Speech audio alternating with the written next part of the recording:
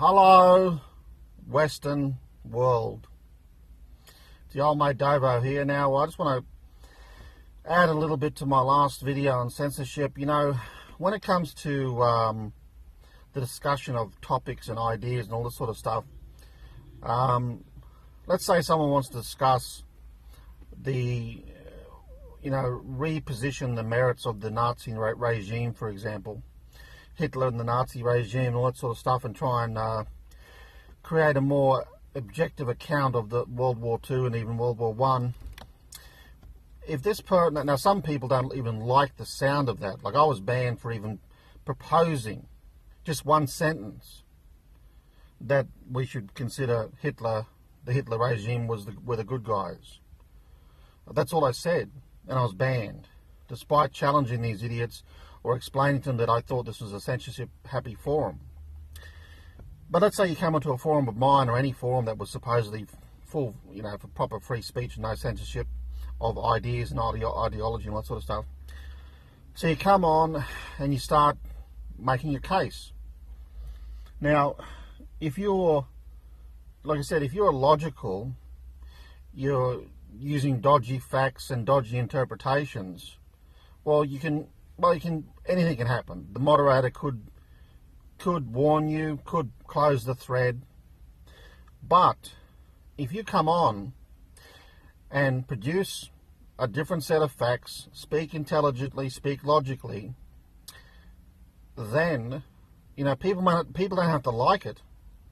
People may not like the idea that the Nazis were the good guys, but that doesn't give you the right to warn, to ban, or to close a thread just because you don't like it. But so there's a difference between the way the person presents themselves.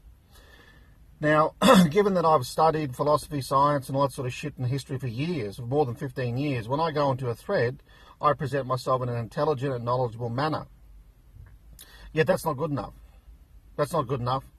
It's not even that they send me a PM and say, look, I don't like what you're saying, I don't like you, but you're free to carry on, just don't expect me to get involved. Instead, they just warn me and ultimately ban me.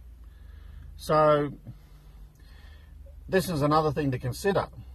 But also, on the flip side, the other dickheads who aren't pro free speech, which are the ones like Roll Nuts and my silly brother and many others, mainly from the left, they're prepared to use violence and virtual violence to get their way, for the simple reason they can't produce a proper argument.